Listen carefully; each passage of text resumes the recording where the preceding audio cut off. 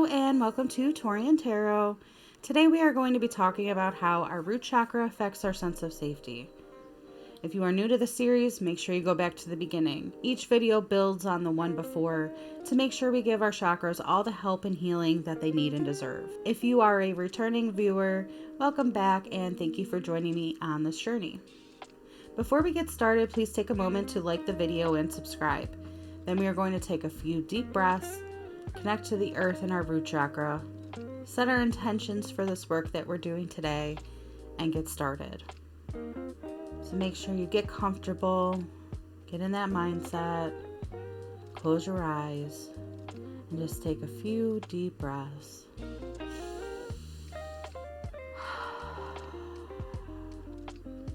And while you're taking these breaths, imagine that big red ball of spinning energy. Saying hello to your root chakra, getting connected to it.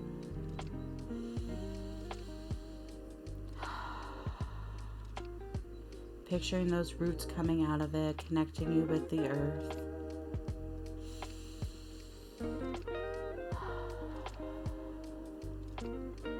Once you feel comfortable and connected, go ahead and open your eyes. And let's get ready to learn. So for today's video, we only have 2 exercises for this chapter, but they are very important ones. So we're going to start off by seeing what Lisa has to say about how our root chakra affects our sense of safety, and then we'll get into the exercises. The fight or flight survival trigger sits here in the root chakra. So it stands to reason that if you are ever in a situation where you don't feel safe, your need for survival will kick in. Survival is about keeping you alive and not much more. It allows you to find a way to see another day. It does not mean that that day will be happy, abundant, or filled with joy. You will just live to see it. I point this out not to be a downer, but to show you just what safety is. We have a lot of illusions that dwell in our root chakra, and safety is one of them. We like to think we know what it is, what it will feel like, and what sort of experience it will bring. But the truth is we are never very truthful about what safety is. We have nice delusions about it being a pile of soft, comfy cushions, or a wraparound blanket and a hot beverage that we cradle between our hands, as if this is the most protective bubble in the world. This may make you feel safe, but it isn't what safety is. Being safe is about being alive, and that's your root chakra's programming, basic and primal. This part of your root chakra is always on the lookout for threats, and I do mean always. So unless your life is under an imminent threat, chances are you are pretty safe right now. Even if you have anxiety, even if you aren't happy with your life, you are still safe. The root chakra can go into hyperdrive when your survival instincts are triggered. It can work overtime and drain energy from the chakras above in order to keep up with the adrenaline coursing through your body. This in turn can cause problems with the adrenals, even though they are not directly connected to your root chakra. Which is why once you've calmed down and feel like the threat is over, you will be exhausted. Having those triggers on a constant basis does terrible damage to your body and eventually will weaken your immune system. Overactive chakras are just as damaging to your physical, mental, and spiritual bodies as underactive ones. The safety issue in the root is on the rise, as we see more and more people suffering from panic attacks and anxiety disorders. They honestly believe they are under attack, they don't feel safe, and they feel the world is out to get them. This is a very serious issue and one that should not be taken lightly. I have many clients who suffer from panic attacks, and root chakra work is the only work we do until we get those attacks under some sort of control. We do this work alongside their medical doctors and oftentimes their therapist. So let me know what your thoughts are on that in the comments below. I know I can fully agree with what Lisa is saying here. I know I suffer from anxiety personally. Many of my family members do. It's something that we struggle with together, which is also part of the reason I got into Reiki and chakra work. because I wanted a more natural way to deal with it. I think she has some very valid points here. And I also think, just like I said in the intro of this video, how these sections build off of each other. It goes back to what Lisa was saying in the last video we did on the foundation about how many people she works with, their root chakras are full of holes. And people find that acceptable. So if we're allowing ourselves to walk around with all of these holes in our root chakra, it goes without saying that we're walking around constantly on alert and having this anxiety issue.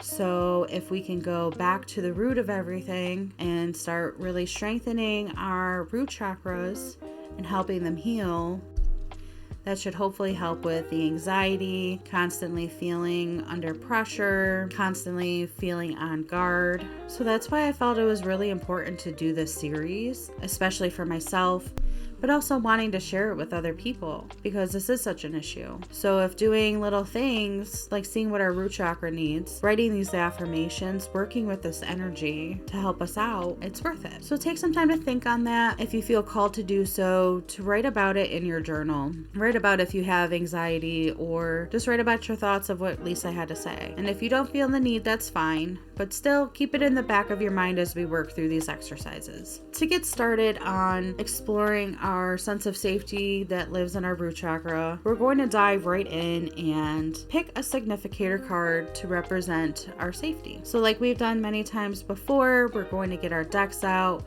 We're going to lay them face up, and then you're going to pick a card that makes you feel safe. It could be the figure in the card that makes you feel safe. It could be the environment where you know there's no outside threats.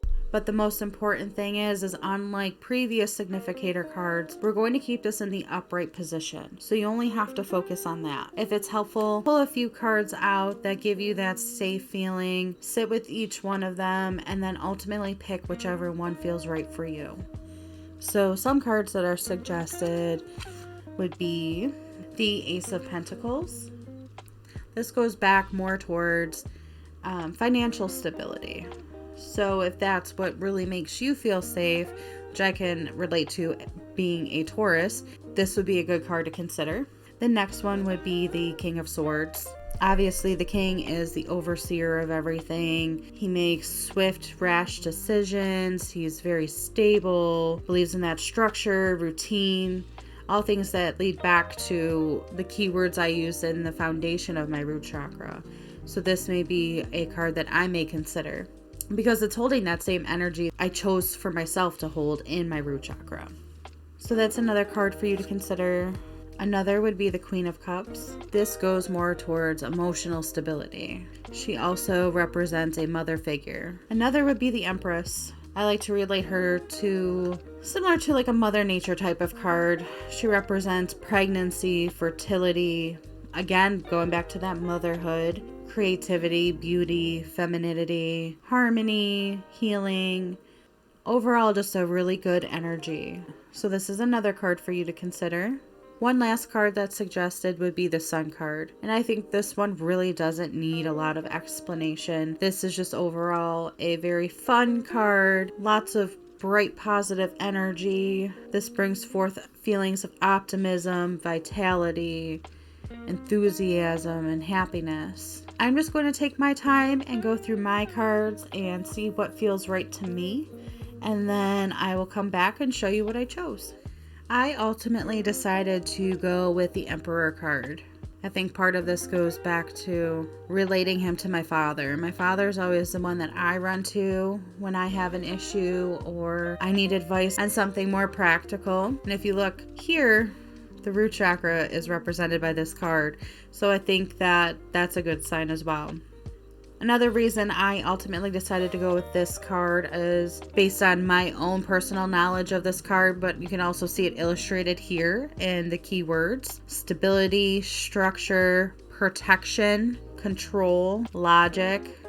And this is going back to our root significator. And when I chose that, those were some keywords that I held on to and some of the things that I want to hold in my root chakra. While the King of Swords also has a lot of that in common, I just ultimately feel that the Emperor is more of my safety net. So I will make sure that I take that to my journal and I write down some of my thoughts on that. Make sure that you do the same.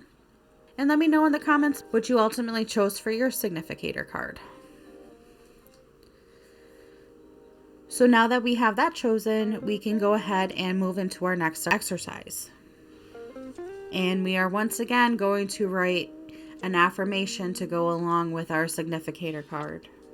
That's why this is important to sit with your card and write in your journal to explore what gives you that sense of safety from that card. So once you're ready, sit with your card and craft your affirmation for that card. For mine is going to be something similar to, I feel protected in the presence of the Emperor, and I look to his stable energy and points of logic to guide me in my journey to strengthen my root chakra. So once you have your affirmation, make sure you write it down in your journal, and feel free to write more than one if you feel called to do so. Just like we've done before, write it down in a spot that you'll see often so that you can call to it anytime you feel the need. And now we're going to move into the final exercise for this section. We're going to take our significator card and see how it affects the rest of our chakra energy. So our safety significator is going to make up the base, and then we are going to pull 6 additional cards to represent the other 6 chakras. So I'm just going to take a moment, shuffle my cards, and pull them, and then I will come back once I have them all laid out.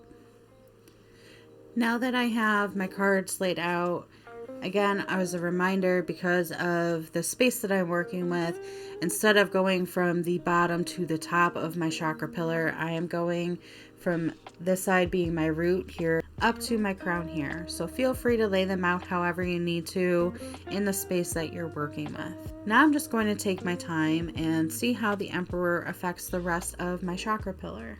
This is to get a sense as to whether I chose a proper significator card for my own chakra pillar. You want to read these cards as if they're telling us a story, just like we did for the map of our foundation. You might find that your chakra pillar still isn't as strong as it needs to be, and that's okay. That just means you have work to do in those areas. And they may also have some really important information about how this chakra responds to issues of safety, or even how they deal with matters of safety. So be gentle with yourself and pay attention to the cards that jump out to you. Just remember, there are no bad cards, only lessons to learn, energy to clear, and wounds to still lovingly heal. So let's see what I have for my chakra pillar and what story it has to tell me. So obviously we know I have the Emperor for my root chakra. Now if you recall from my chakra assessment spread, I was holding some pretty low energy in the lower portion of my chakra pillar. And it looks like even with the strong Emperor energy of that stability and structure in my root chakra, I still have that low energy with my sacral and my solar plexus. I find it interesting too. I am skipping ahead just a moment. I always like to look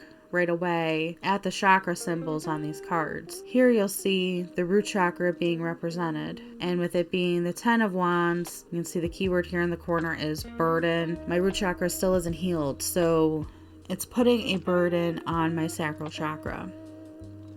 And then if you look here, the 9 of Wands is represented by the sacral chakra. So if we go back to the main idea of the chakra pillar, where each one builds energy on the next, it's almost as if it's trying to carry the one before it.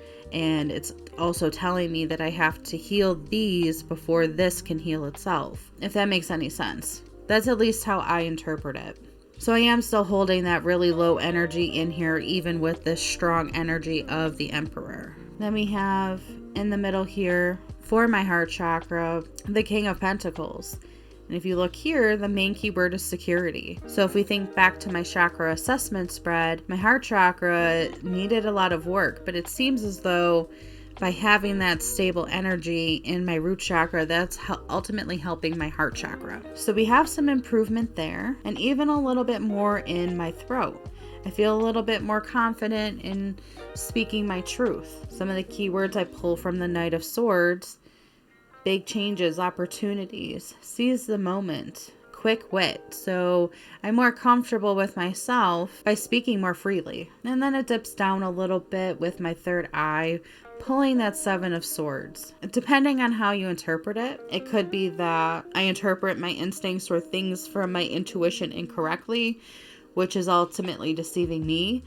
Or if you take it quite literally, I'm deceiving others using my intuition, which I don't like the idea of that. So that would definitely be something I would have to work on. I also found it very interesting that the Knight of Pentacles makes its return, this time within the crown chakra. So even though I have this energy here, I'm still patient, persevering, healing those wounds of mine with the more stable energy of my root chakra.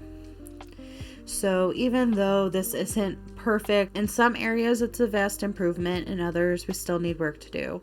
From what I'm seeing with this spread, it's going to be a very long journey for me when it comes to the first 3 chakras. So I'm in for a lot of hard work in the beginning so that we can make this more balanced overall. And I hope this gives you an idea of some of the things to look at when you're reading your own chakra pillar. I'm going to take all this information, put it in my tarot journal, and then ultimately make a visual journal entry for it. So if you're interested in me going a little bit deeper and getting some more insight out of it, make sure you look out for that video and let me know how yours went in the comments below. It's a little bit of a quicker video. Definitely not as many exercises as the last one, but I feel as though we got some good information. Thank you for taking the time to watch this video, and thank yourself for doing the work. Again, this isn't easy. We're taking a mirror to our darkest parts and we're diving into them. And we're facing parts of ourselves that many people don't have the courage to face. And before you go, if you could take a moment to like the video and subscribe to the channel, I would greatly appreciate it. I'm going to be taking the lessons that we learned here to my visual journal, so I'll be working on those videos. And once I have those complete, we'll come back to this series and focus on how the root chakra affects our sense of security. So keep your eye out for those. And until then, take care and be well.